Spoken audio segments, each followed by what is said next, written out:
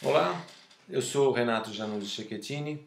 Eu estou gravando esse vídeo aqui para o Projeto Democracia, que é um projeto que o Augusto de Franco está desenvolvendo para falar um pouco mais sobre democracia, num espaço onde se possa debater questões essenciais sobre democracia, né? Ah, a gente está fazendo isso, o Augusto de Franco e mais alguns amigos, e eu estou trabalhando um pouco mais dentro do projeto Democracia, que é alguma medida, alguma forma de medir democracia. Qual a métrica que a gente pode usar para medir índices de democracia, né? Então a gente vem buscando aí quase 20 índices para fazer alguns cruzamentos, e a gente tem que se basear em alguns índices de democracia, não tem como a gente fazer um levantamento específico com entrevistas, esse tipo de coisa.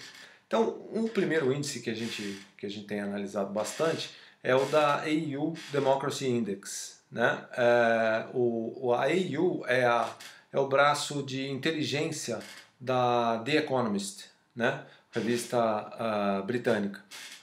Eles têm um levantamento muito bem feito sobre democracia e que já vem fazendo esse levantamento desde 2006. A gente tem dados desde 2006 até 2019. Então dá para a gente ter uma análise mais interessante sobre todos esses levantamentos. Eu vou pegar aqui alguns dados para explicar um pouquinho como que eles fazem esse cálculo. Depois eu vou mostrar o infográfico, como é que ele funciona, tá? São vários índices e eu vou abrir aqui, eu vou inclusive ler para vocês para facilitar o entendimento. Bom, na verdade, é um índice que varia de 0 a 10, né? Uma escala de 0 a 10, e esse índice mede de uma maneira bastante clara quem está um índice de democracia acima ou abaixo. A gente consegue fazer um ranking disso. Como que eles fazem isso? Eles dividem em 5 subíndices, 5 categorias ou 5 subíndices, né?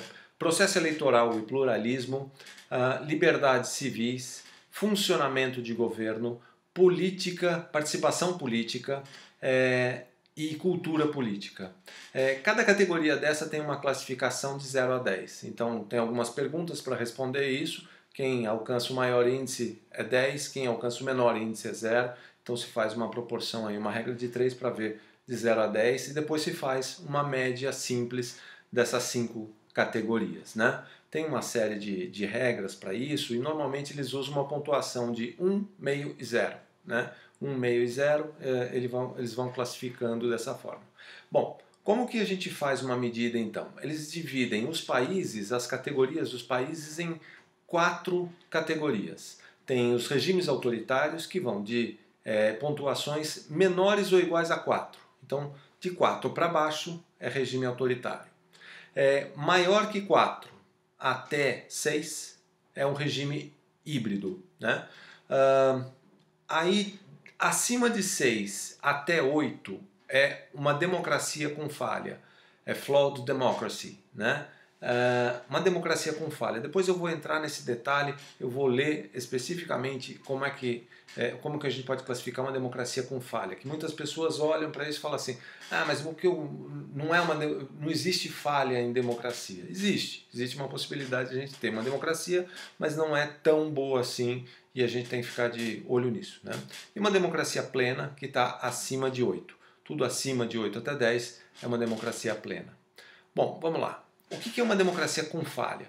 Esses países também têm eleições livres e justas, e mesmo que haja problemas, como violações à liberdade de imprensa, as liberdades civis básicas são respeitadas. No entanto, existem fragilidades significativas e outros aspectos da democracia, incluindo problemas de governança e uma cultura política subdesenvolvida e baixos níveis de participação política. Então, a gente começa a ver que existe uma forma da gente medir democracia, inclusive de classificar os países, e a gente consegue ter uma noção melhor de como pode funcionar essa medida, né? Como que funciona essa medida.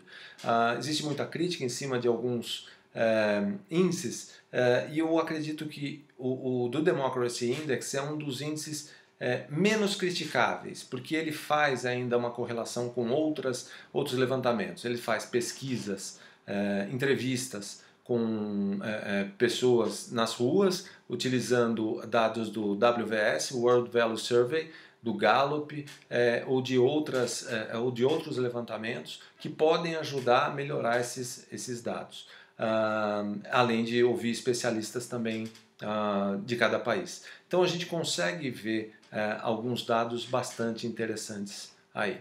Eu vou mostrar para vocês agora o infográfico e depois eu vou explicar mais alguns detalhes e dar alguns exemplos de algumas perguntas, tá? Agora é o infográfico. Como eu havia falado, esse é o infográfico do EIU, né? E aqui a gente tem todos os países e a história deles durante esse tempo.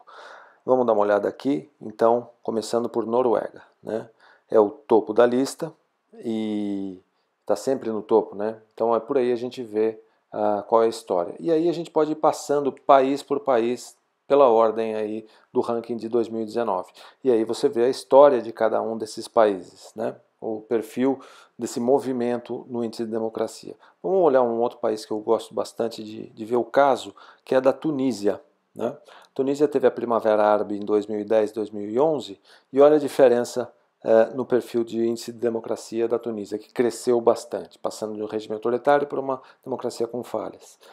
Vamos ver um outro agora, Coreia do Norte, só para a gente mostrar como que é o basal, o limite lá embaixo, contrastando com a Noruega ali em cima. Tem um outro país que é interessante da gente ver também, que são os Estados Unidos, né? Os Estados Unidos têm um perfil interessante que está em queda, e a gente fala que quando a gente olha a foto, fala, não, é uma democracia, claro que é, mas ele tem um perfil de queda nos últimos tempos. Quando a gente olha Brasil, a gente também vê um perfil de queda nos outros, nesse intervalo aí. E aí, então, a gente começa a imaginar qual é essa diferença, né? Esse infográfico traz a diferença aí, onde está o 7,99 para o 8, e essa diferença de um país para outro, de uma categoria para outra. Esse foi o infográfico e agora eu quero falar um pouquinho sobre as medidas, como que eles fazem algumas medidas, né? É interessante a gente ver por exemplo, participação e participação dos eleitores.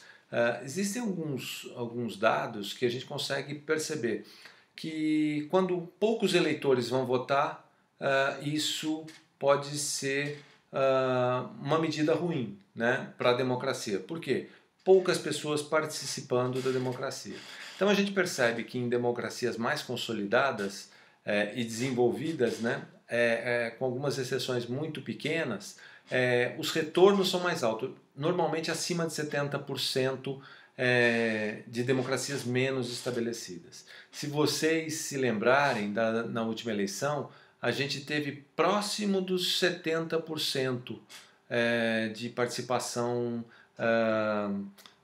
nas eleições. A gente tinha um colégio eleitoral de 150 milhões de eleitores e a gente teve algo perto de 100 milhões de votos, né?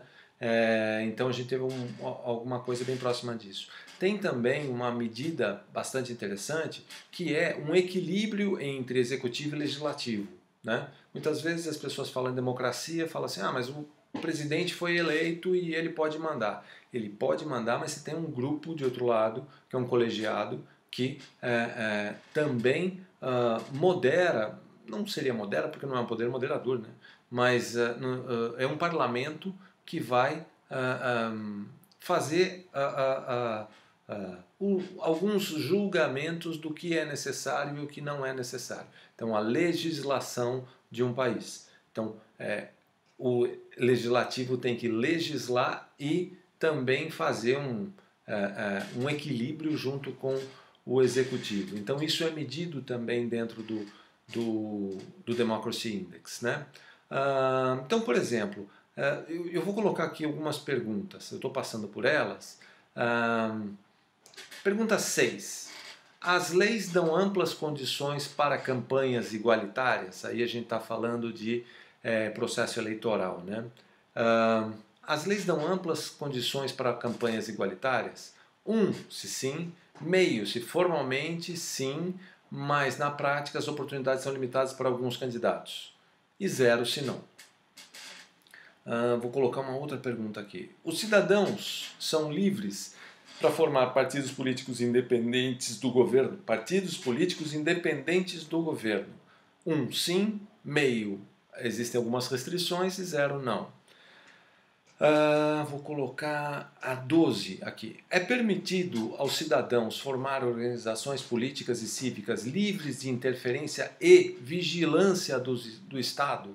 1, se sim. Meio, se oficialmente livre, sujeito a algumas restrições ou interferências. E 0, se não. Vocês percebem que isso mede como é o processo eleitoral? Então, depois eu vou fazer só um apanhado do que foi o índice de 2019 do Brasil. Tá? Aí vem funcionamento do governo, né, o segundo índice. Tem um aqui que é bastante interessante. Olha lá. Pergunta 16. O governo está livre de influência dos militares ou dos serviços de segurança? Veja, o governo tem que estar livre, num país democrático, tem que estar livre da influência de militares e de serviços de segurança. Não é função dos militares ou do governo fazer o governo de um país.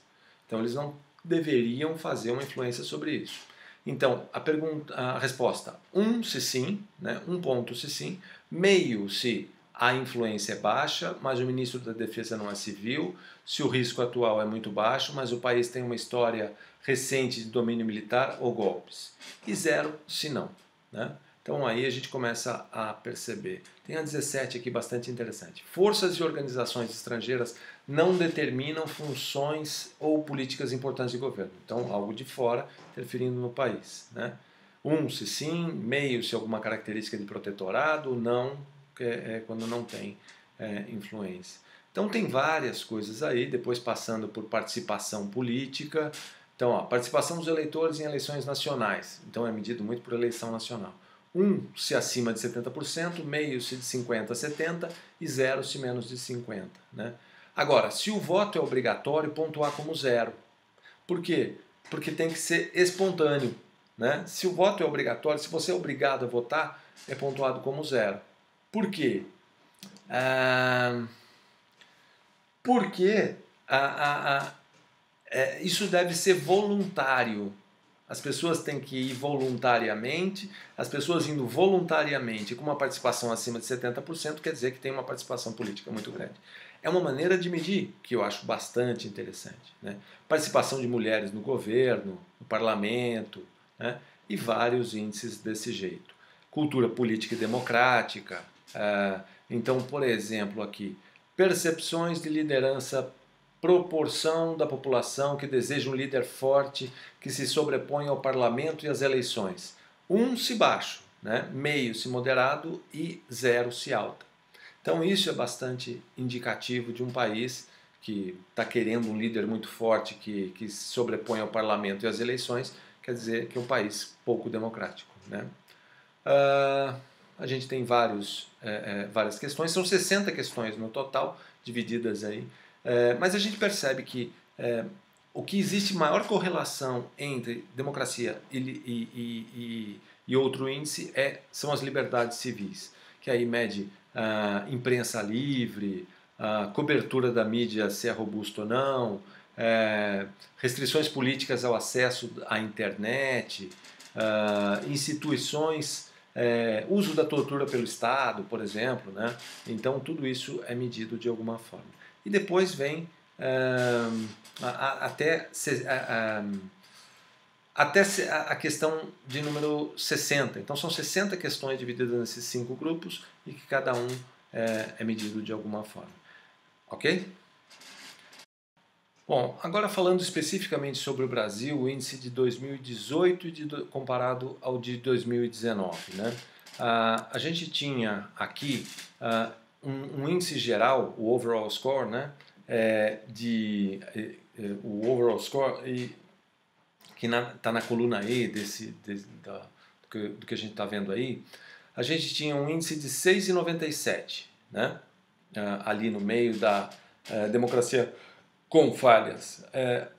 E a gente passou para 6,86, então a gente diminuiu. A gente caiu do AU, do ranking de 50º para 52º, caímos 2 posições. Alguns países que passaram na frente do Brasil, aumentando esse índice. Bom, em termos de processo eleitoral e pluralismo, a gente continuou da mesma forma, 9,58 e 9,58.